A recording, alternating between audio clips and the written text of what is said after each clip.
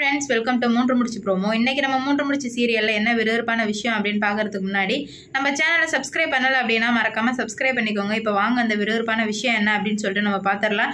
நம்ம நந்தினியும் சூர்யாவும் எப்படா ஒன்று சேருவாங்க அப்படின்னு சொல்லிட்டு தான் நம்ம எல்லாருமே நினச்சிட்டு இருந்தோம். ஏன்னா இவ்வளோ நாள் எல்லாத்துக்குமே காரணம் நம்ம நந்தினி கஷ்டப்படுறதுக்கு எல்லாத்துக்கும் காரணம் சூர்யா சாரா மட்டும்தான் இருந்தாங்க. தன்னோட தாய் குலத்தை பழிவாங்கிறதுக்காக நந்தினி ஒரு காயா வச்சு தான் நகர்த்திட்டு இருந்தாரு. ஆனால் இது எப்போ மாறும் அப்படின்னு சொல்லிட்டு வெயிட் பண்ணிட்டு எல்லாருக்குமே இப்போ நம்ம நந்தினி சந்தோஷமா இருக்கிற ஒரே ரீசன் சூர்யாவா மாறுறாங்க. அதை தாங்க இந்த வீடியோவில் நம்ம பார்க்க போகிறோம். இப்போ என்ன நடக்குது அப்படின்னு பார்த்தீங்கன்னா, நம்ம நந்தினி ஊர்லேருந்து வந்ததுக்கு அப்புறமே சூர்யாவை பற்றி நந்தினியை பற்றி சூர்யா நிறைய தெரிஞ்சிட்டு இருக்காங்க. ஏன்னா ஊருக்கு போகும்போதும் சரி, ஊர்லேயும் சரி, நடந்த விஷயங்களும் சரி, ஒருத்தருக்கு ஒருத்தர் சப்போர்ட்டாக இருந்துக்கிட்டு அவங்களோட ஷேர் பண்ணதுனால ரெண்டு பேருமே ஒருத்தருக்கு ஒருத்தர் இப்போ தான் கொஞ்சம் கொஞ்சமாக புரிஞ்சிட்டு வராங்க. அது மட்டும் இல்லாமல் நம்ம சூர்யா சார் குடிக்கிறத நிப்பாட்டிட்டாருன்னா பார்த்துக்கோங்களேன்.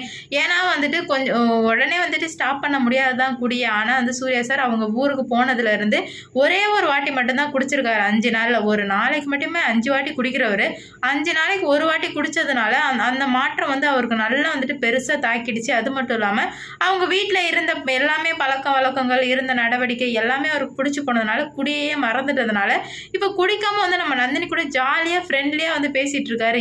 இதை தானே நாங்கள்லாம் எதிர்பார்த்தோம் அப்படின்ற மாதிரி இருந்தது.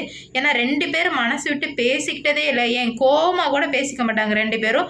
அவங்களுக்காக இவங்க பழி வாங்குவாங்க, இவங்களுக்காக அவங்க பழி வாங்குவாங்க. நடுவில் நம்ம நந்தினி இருப்பாங்க. அவ்வளோதான் இது நாள் வரைக்கும் நடந்துட்டு இருக்கு.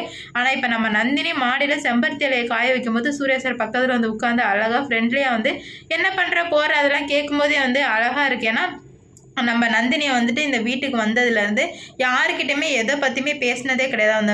இந்த வீட்டில் இருக்க நந்தினிக்கு துளி கூட விருப்பமே இல்லை. ஆனால் சூர்யா சார் நடந்துக்கிட்ட விதமாக இருக்கட்டும், அப்புறம் அவங்க ஊரில் போயிட்டு போலீஸில் காப்பாற்றினதுலேருந்து நம்ம நந்தினி ஓகே இங்கே இருக்கலாம், சூர்யா சாருக்காகவும் நான் அருணாச்சல ஐயாவுக்கு கூட இங்கே இருக்கலாம் அப்படின்ற மாதிரி இருக்காங்க. ஏன்னா நம்ம நந்தினி முன்னாடியே இந்த வீட்டுக்கு நான் நிறைய நன்றி கடன் பட்டிருக்கேன். அதனால தான் சுந்தரவழி எந்த ஒரு பிரச்சனையிலுமே தள்ளி விடாமல் பிரச்சனையே வரும்போது தான் மேலே பழிய போட்டு இருந்தாங்க நந்தினி. இப்போ நம்ம சூர்யா சார் நந்தினியை காப்பாற்றினதுனால இப்போ எனக்கு பெரிய கடமையே இருக்குது. சூர்யா சாருக்கு நான் பண்ண வேண்டியது நிறைய இருக்குது அப்படின்ற மாதிரி நம்ம நந்தினி மனசுக்குள்ளே ஓடுது.